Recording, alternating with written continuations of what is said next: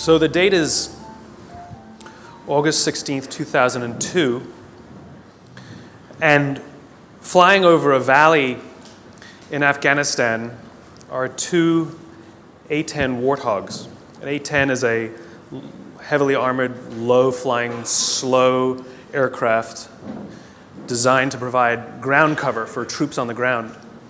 And on this night, it's a very, very cloudy night. There's storms in the area. And these two planes hanging up above, just waiting in case anybody down below needs help. Up there, it's gorgeous. The moon is bright. There's thousands of stars in the sky. The clouds look like the snow had just fallen. Down below in the valley, however, there were 22 Special Operations Forces troops trying to make their way through the country. And they could feel that something was wrong. They felt uneasy. One of the pilots up above, call sign Johnny Bravo, and yes, he stands like this. He could feel their unease listening to them over the radio, so he decides he was going to go down below the cloud and just have a look. He tells his wingman, hang out up here, I'll go see what there is. And he points his plane down into the clouds. And as he's going through the clouds, the call comes over the radio, troops in contact. Troops in contact is what they say when they come under effective fire. It means they're in trouble. So now Johnny Bravo points his plane straight down. The plane's getting thrashed about in the turbulence. And when he comes out below the clouds, he's less than 1,000 feet off the ground, and he's flying in a valley, cliffs on both sides. Now, this is only 2002, and the planes were not yet equipped with ground-hugging radar, and worse, they were using old Russian maps. That's all they had at the time. And the sight that greets him is something like he's never seen before, not in training and not in the movies. He sees tracer fire coming from all sides of the valley, pointed right in the middle where the American forces are. And so he picks a point and starts to lay down suppressing fire. And he's flying, and he's in danger of hitting the cliff, of course.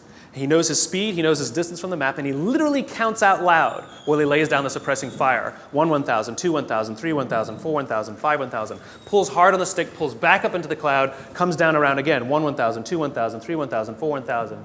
Good hits, it says over his radio. And again, he comes around. 1, 1,000, 2, 1,000, 3, 1,000, 4, 1,000, 5, 1,000. He runs out of ammunition. Fuel is fine.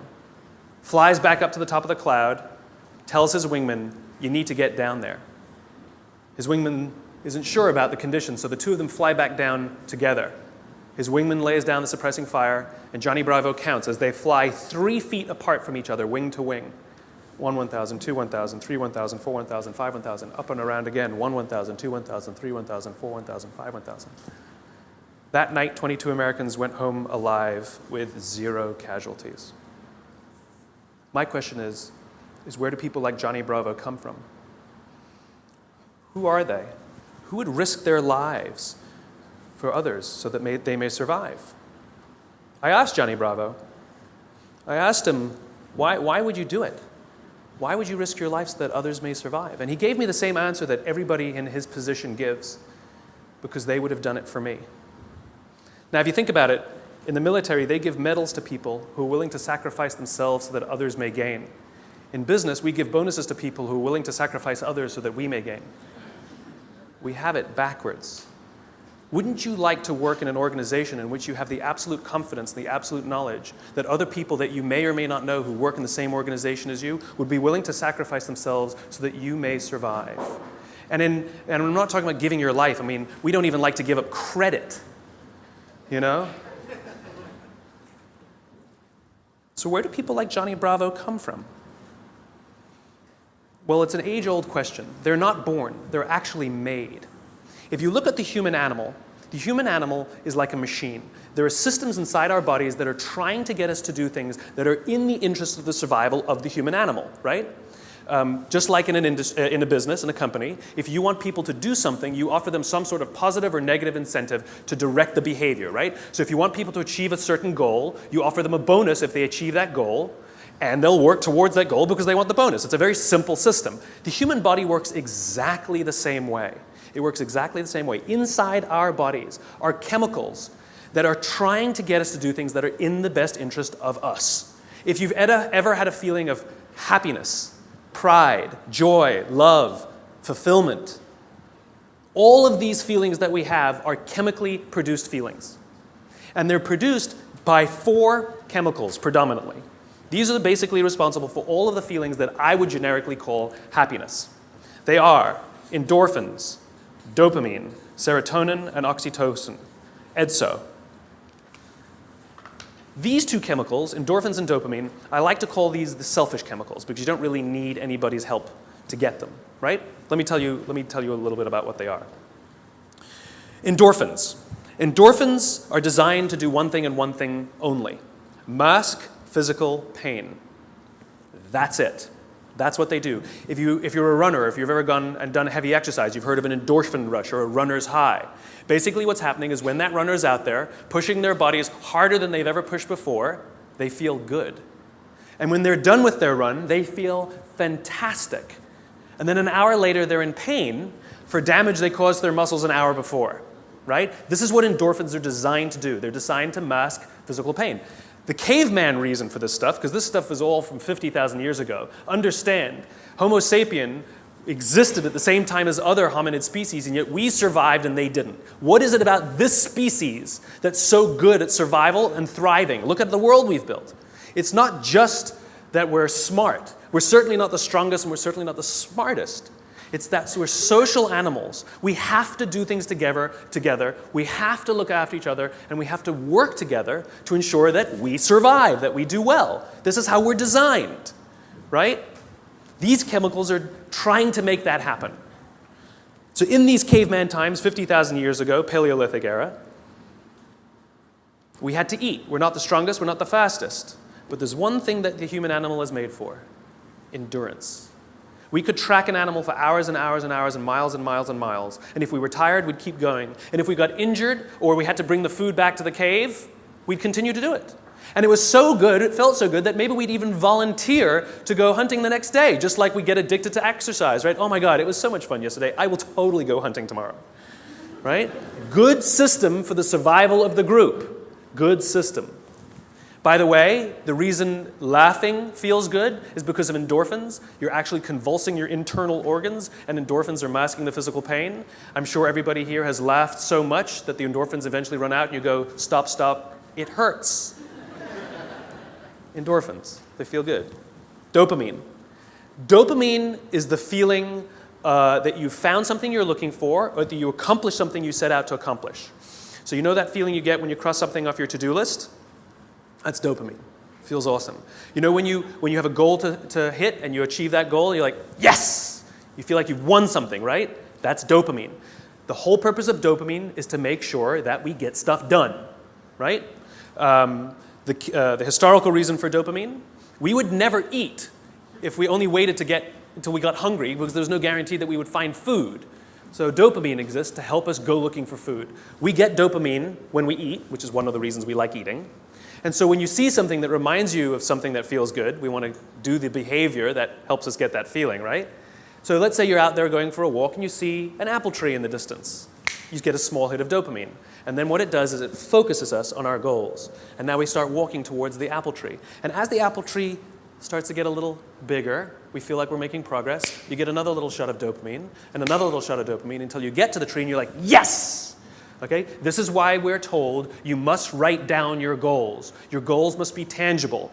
There's a biological reason for that. We're very, very visually oriented animals. You have to be able to see the goal for it to biologically stay focused, right? If you don't write down your goals, if you can't see your goals, it's very hard to get motivated, to get inspired. For example, think about corporate visions, right? A corporate vision has to be something we can see, right? That's why it's called a vision. You can see it, right? To be the biggest, most respected, to be the fastest growing are not visions. They're nothing, right?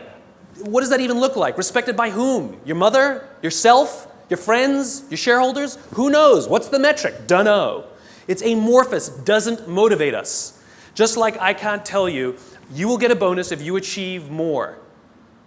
You're going to ask me, how much more? I'm going to say, more. Doesn't work. You need a tangible goal. You need a tangible goal, right? Here's a great vision. Martin Luther King, I have a dream that one day little black children and little white children We'll play on the playground together and hold hands together. We can imagine that. We can set our sights on that. And every time we achieve a goal and achieve a metric and achieve a milestone that makes us feel like we're making progress to the vision we can see, we keep going and going and going until we achieve something remarkable. You have to be able to see it. Dopamine. Like I said, dopamine is the feeling you get when you set out to find something you're looking for as well. Talked about the to-do list. I came home from a trip just a couple days ago, and I had a bunch of errands to run, and I wrote down a little list of things I had to do, and off I went, right? And as I was walking past, I think it was the dry cleaners, I don't remember. I was walking past something, I remembered, I have to do that, and I hadn't written down on my to-do list. So I went in and finished what I needed to do, and then when I came out, I then wrote it on my to-do list and then crossed it out. Because I wanted the dopamine. Feels good. Dopamine comes with a warning. Dopamine is highly, highly, highly addictive. Here are some other things that release dopamine. Alcohol, nicotine, gambling, your cell phone. Oh, you think I'm joking? Okay, we've all been told that, if you wake up in the morning and you crave a drink, you might be an alcoholic. Well, if you wake up in the morning, the first thing you do is check your phone before you even get out of bed, you might be an addict. If you walk from room to room in your own apartment holding your telephone,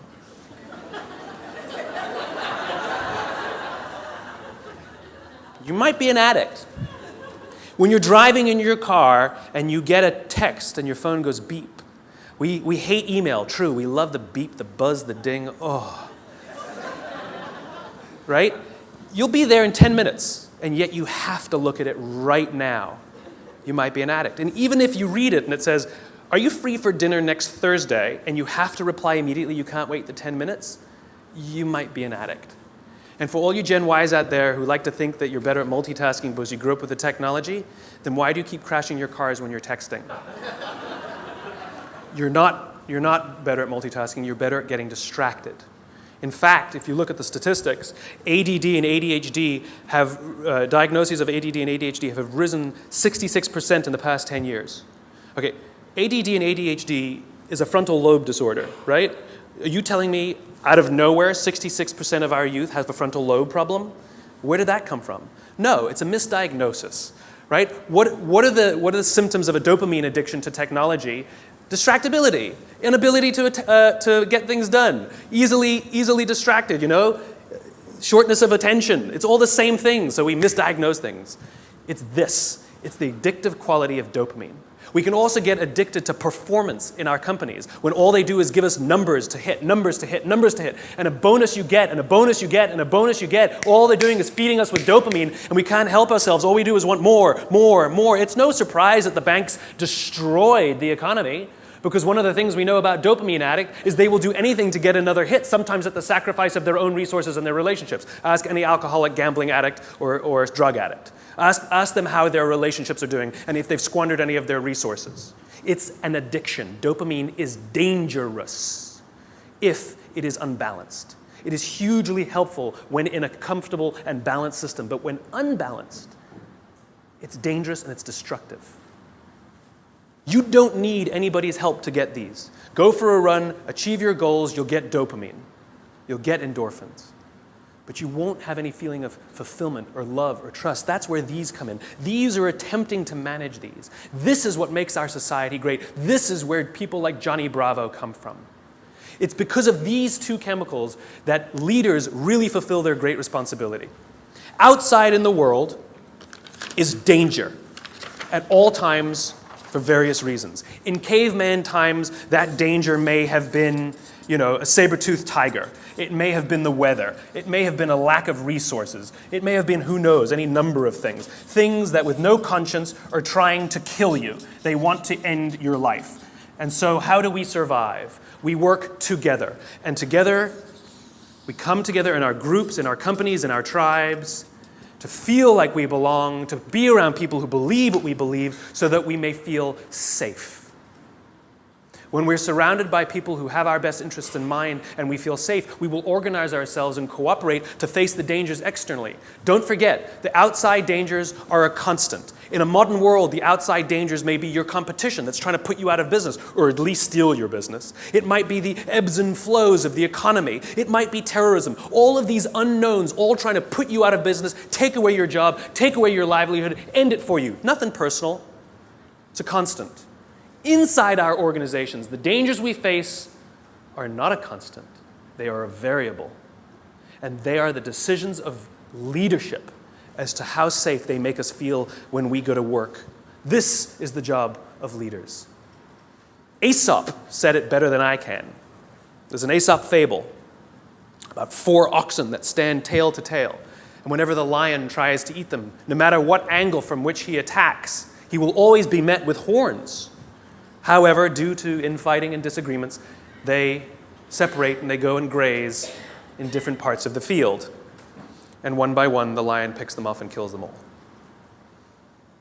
When we stand together, we can more easily face the dangers outside.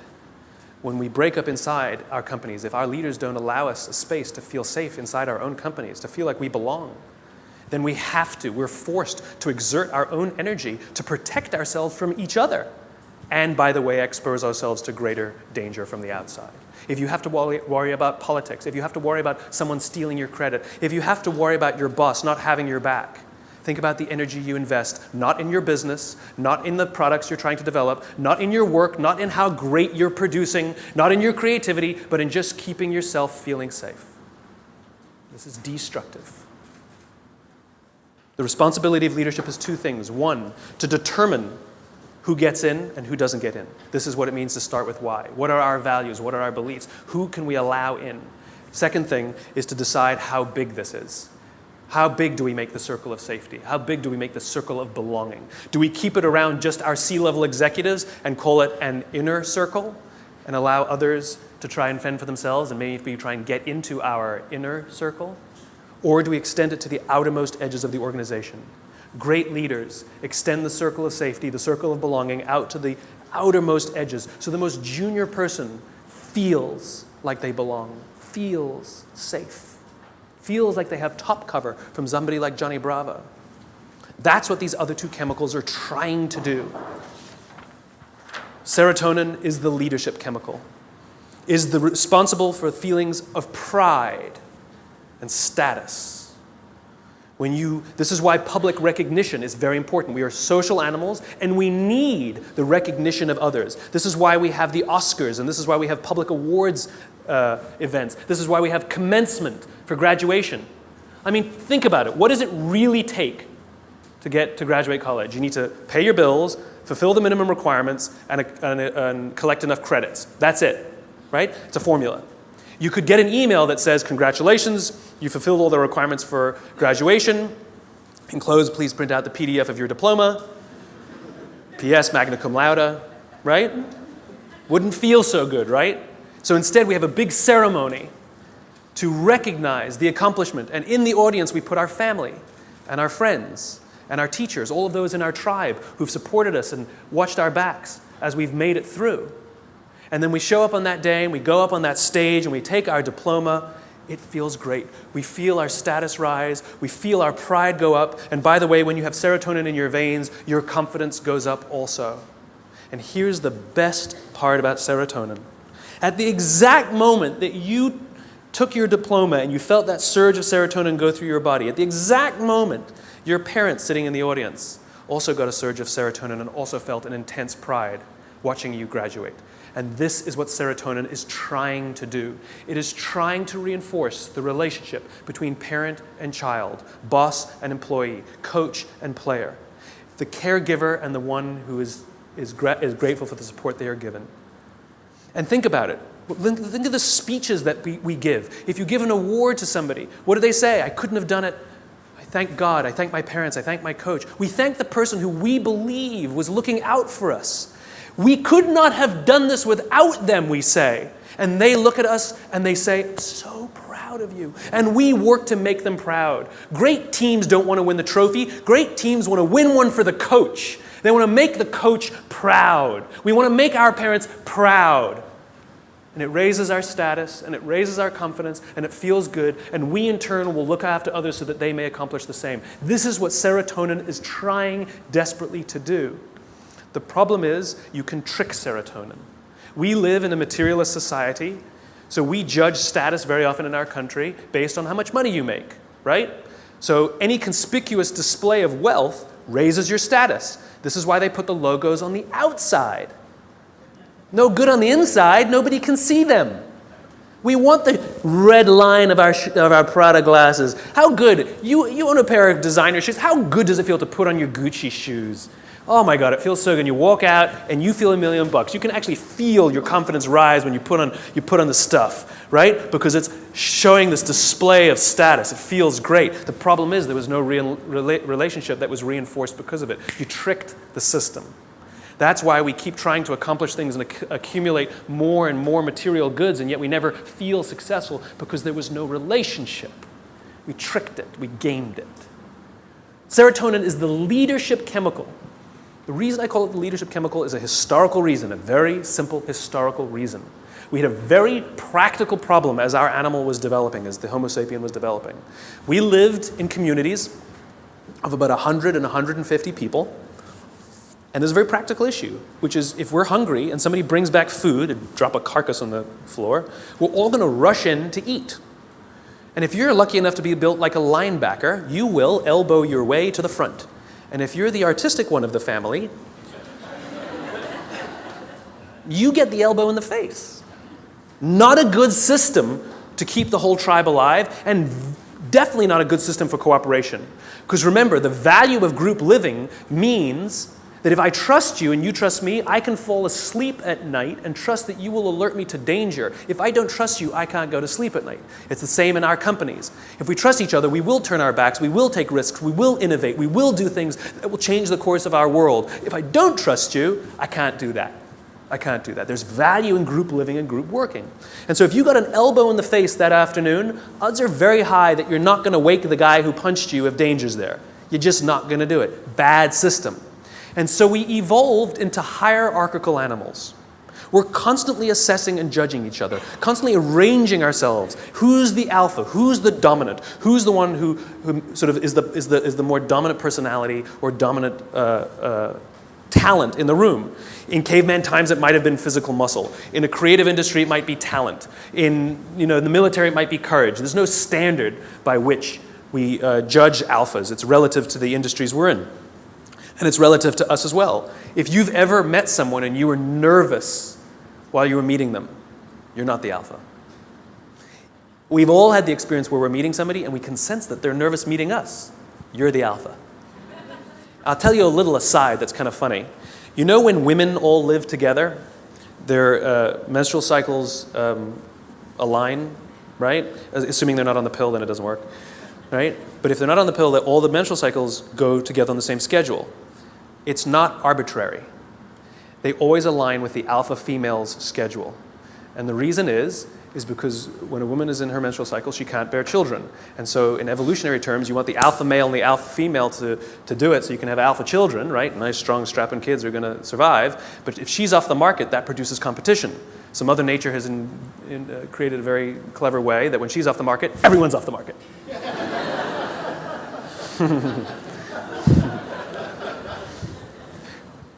Back to the talk. So we're constantly judging and assessing each other who's alpha, right? And what we do is when we assess that someone else is the alpha, we voluntarily take a step back and allow them to eat first. Alphas get first choice of meat and first choice of mate. Good system. Good system. The alpha gets to eat first. The rest of us may not get the best cut of meat, but we will get to eat eventually, and we won't get an elbow in the face. Good system. We'll happily alert them to danger later. Good system. This is why we're constantly trying to raise our status, is because there are benefits to being the alpha. People will do things for us and step back and offer us favors, right? We to this day, we're perfectly comfortable giving special treatment to our alphas. No one has a problem that your boss makes more money than you. You might think he's an ass, but you don't have a problem that he makes more money. Nobody has a problem that somebody who outranks us at work has a bigger office than us. Doesn't offend us. It is deeply ingrained in us. We happily step aside and allow our alphas first choice of meat and first choice of mate. It's good to be the king. There are advantages that come with being the alpha. You get special treatment. You get to eat first. People show you love and respect. It boosts the serotonin. You walk around like this. It boosts your confidence. It's awesome. But it comes at a cost. You see, the group is not stupid. We're not giving all of that stuff away for free. Leadership, alpha, comes at a cost.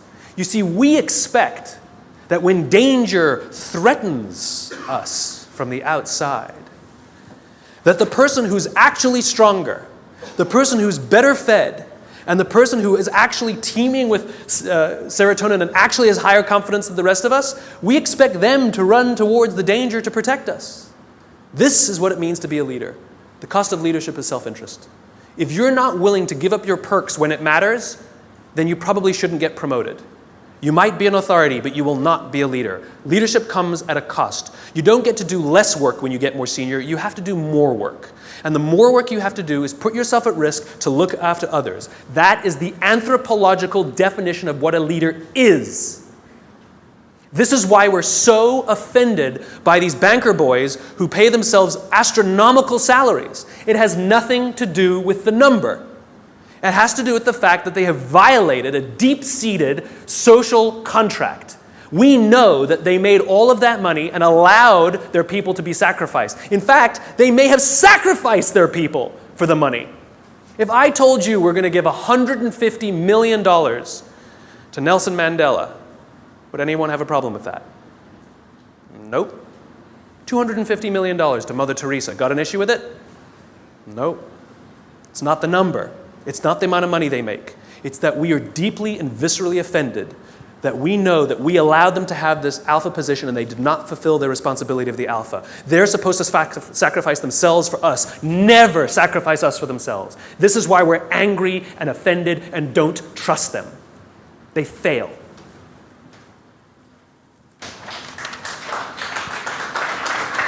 Oh, there's more. Oxytocin. This is the best chemical of all. Oxytocin is the feeling of love and trust and friendship. It's all the warm and fuzzies. It's all the unicorns and rainbows. It's the reason we like to spend time with our friends even if we don't do anything with them. We just sit and watch TV. We love their company.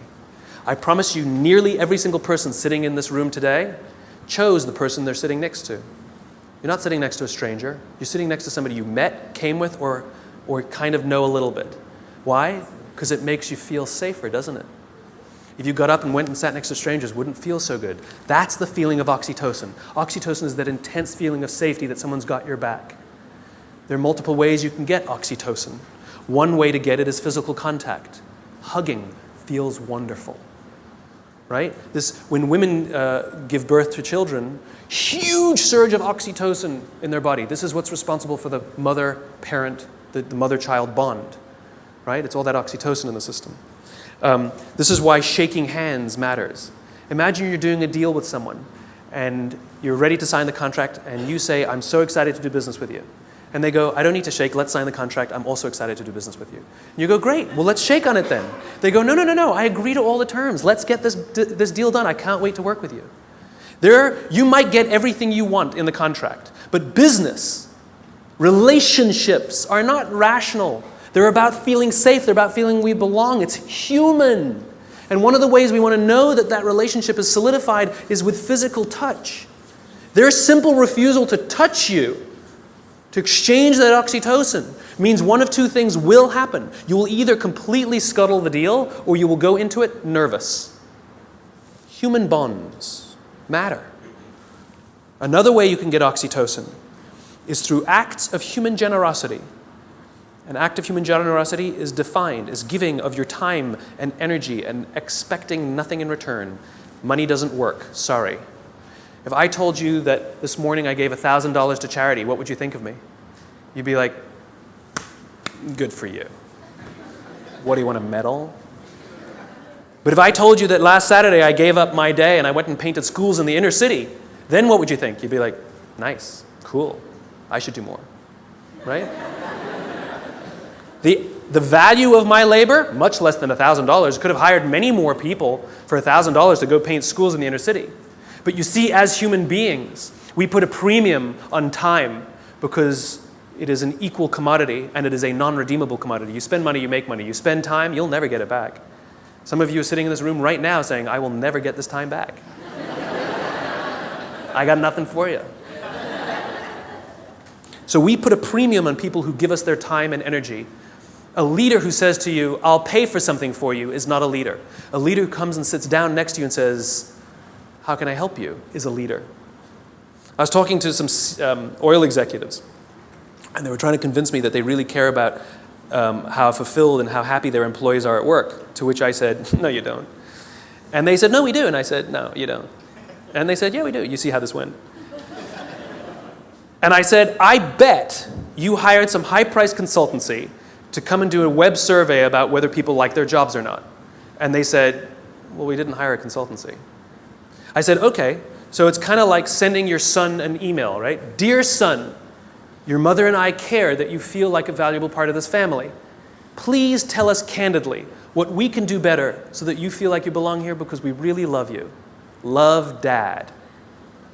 Or you go into his room, you sit on his bed, and you say, hey, son, your mom and I really care that you feel like a valuable member of this family. Please tell us candidly what we can do better because we want you to feel like you belong and we really love you.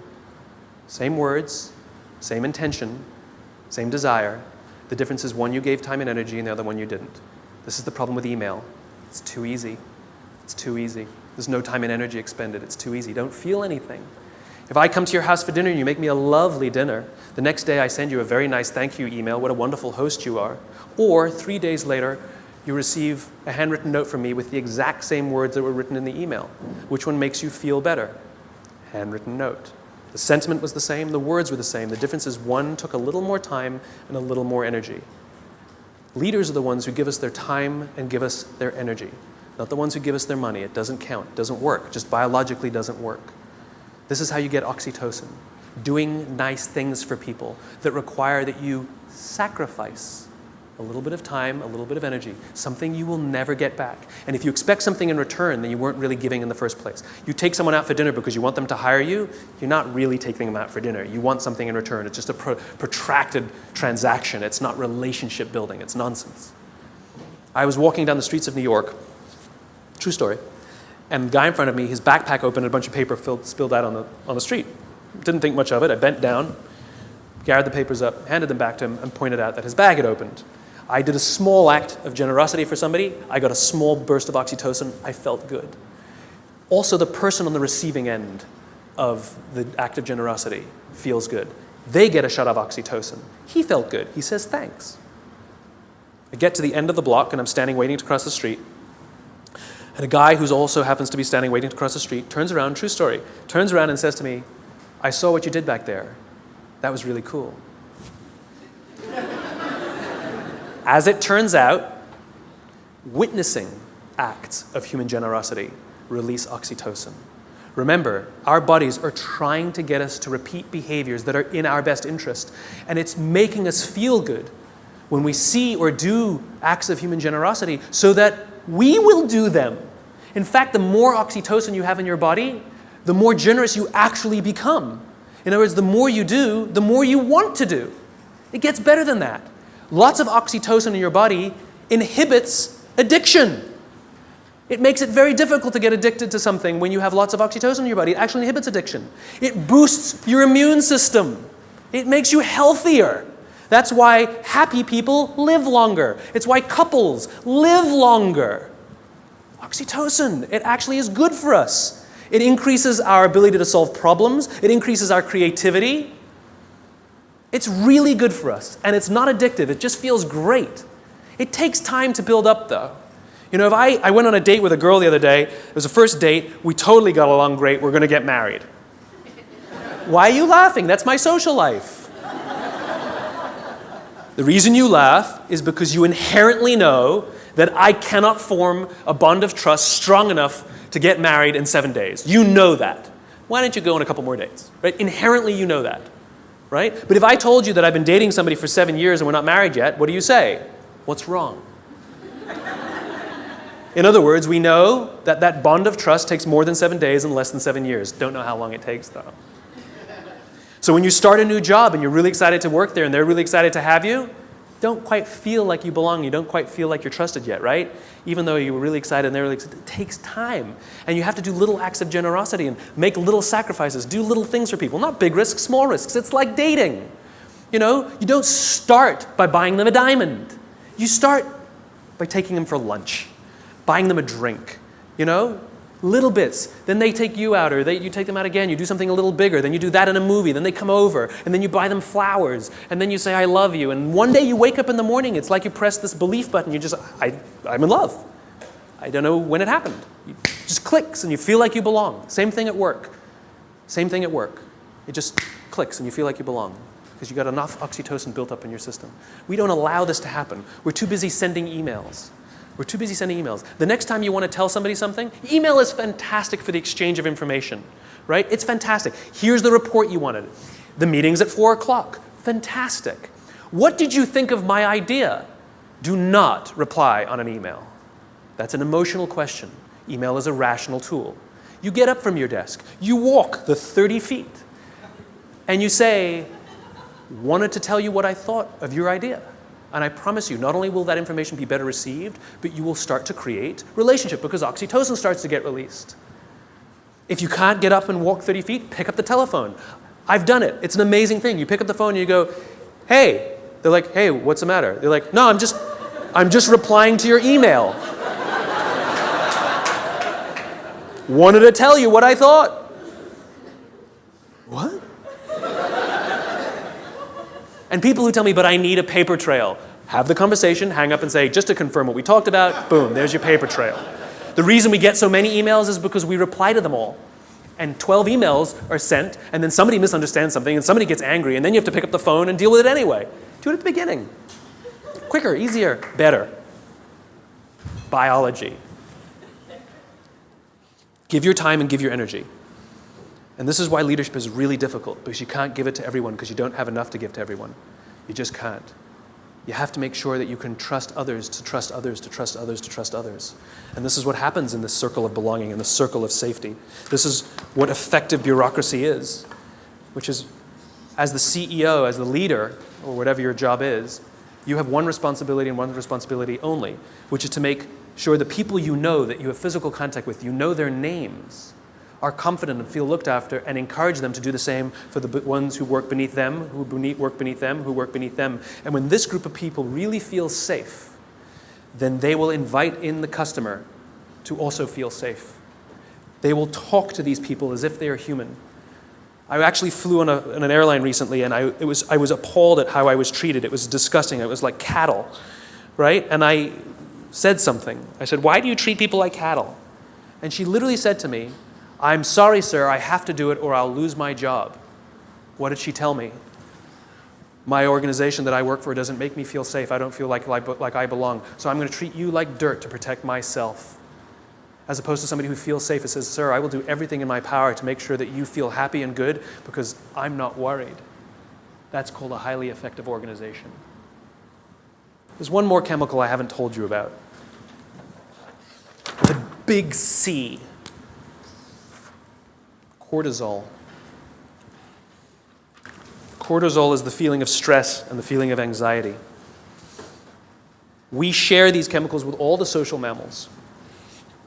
And so when you see a herd of gazelle, you've all seen the documentary on Discovery or whatever, right? You see a herd of gazelle grazing, and one of them thinks they hear a rustle in the grass, and they go, head, right? That's what cortisol does. Cortisol is designed to keep us alive. It is the first stage of fight or flight. It makes us paranoid. It makes all of our senses hyper-attuned to look for danger. It injects glucose into our muscles to make us stiff and ready to go in case we need to fight or flight. It increases our heart rate like crazy, right? And it makes us start looking. It makes us paranoid to find the danger. And the cool thing about cortisol when you work in a social environment is if other people sense that you're nervous, they get nervous. So all the other gazelle go, they didn't hear anything. They just saw Steve over there get really freaked out. And so they got all freaked out. And now they all start looking for the danger. Good system.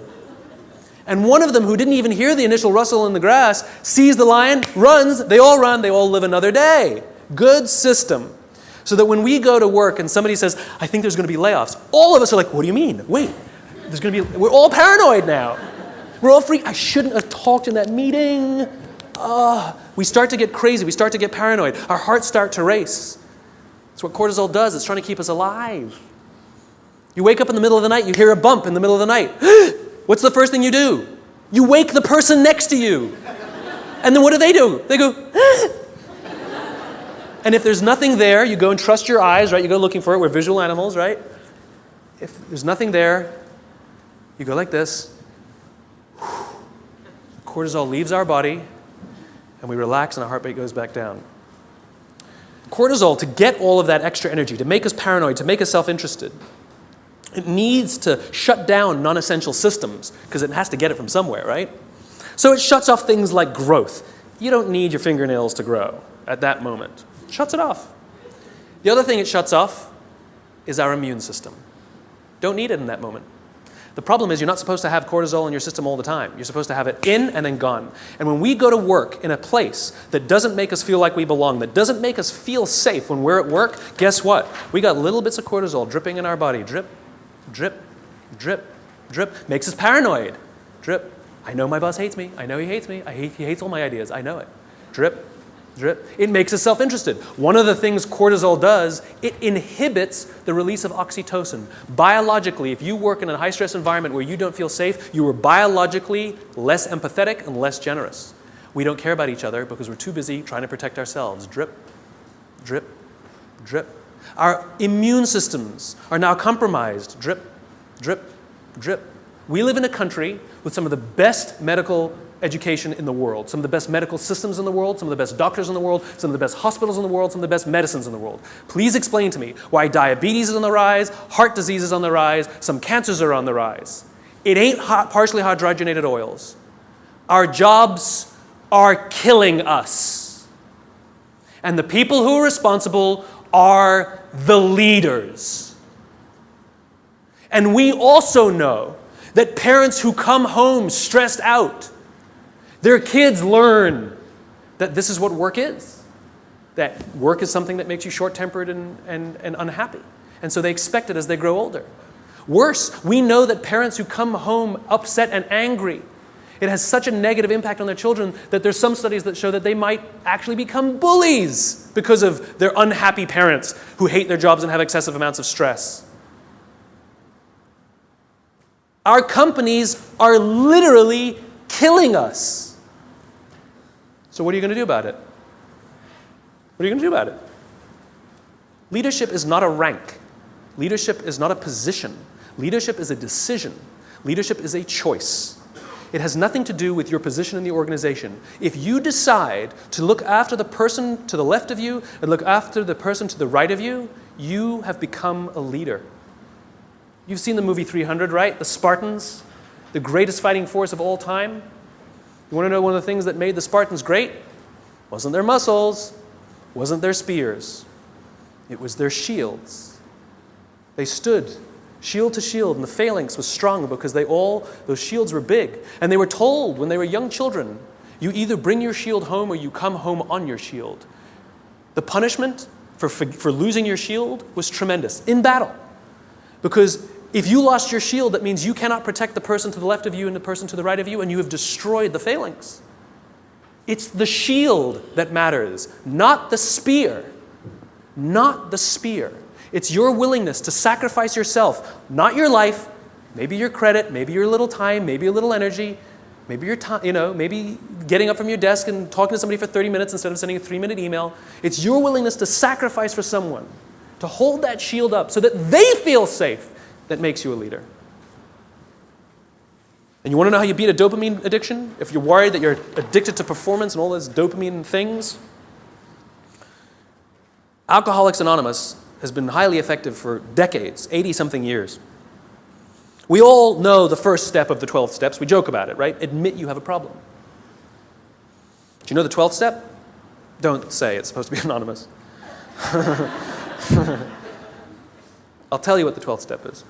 Alcoholics Anonymous knows that if you master all 11 steps, but not the 12th, you will drink again. If you master the 12th step, you will beat the disease. What's the 12th step? The 12th step is the commitment to help another alcoholic.